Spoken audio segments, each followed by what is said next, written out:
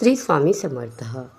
कुठलीही समस्या निवारण्यासाठी रामबाण सेवा म्हणजे गुरुचरित्र पारायण. लवकरच स्वामी पुण्यतिथी सप्ताह येत आहे, तर तुम्हीही गुरुचरित्र पारायण अवश्य करा.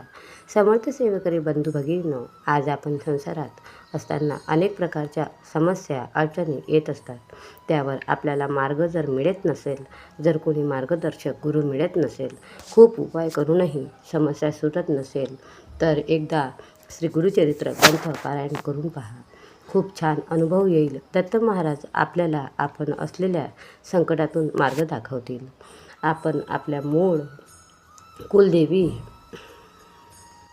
कुलदैवत यांना विसरलो, त्यांचा आशीर्वाद नाही मिळत.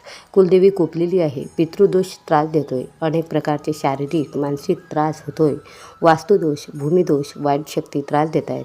आपली काहीच चुकी नसताना प्रारब्ध वश काही त्रास होतोय, आपल्याला काहीच कळत नाही, सारखं अपयश येते.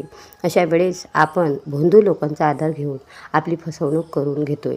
वाईट क्षुद्र तंत्रे विद्ये कडे न वळता केंद्रात श्री गुरुचरित्र पारायण करा आणि श्री स्वामी समर्थ कृपेचा अनुभव घ्या. अनेक उपाय करून सुद्धा पितृदोषाची प्रखरता कमी होत नाही. अनेक उपासना केली असेल तरी पण पितृदोष प्रखरता कमी होत नाही. आध्यात्मिक प्रगती खुंटते. संसारात अनेक अडचणींना सामोरे जावे लागते. गंभीर समस्या निर्माण होतात. अशा वेळीच श्री दत्तगुरूंना शरण जाऊन श्री गुरुचरित्र पारायण करा.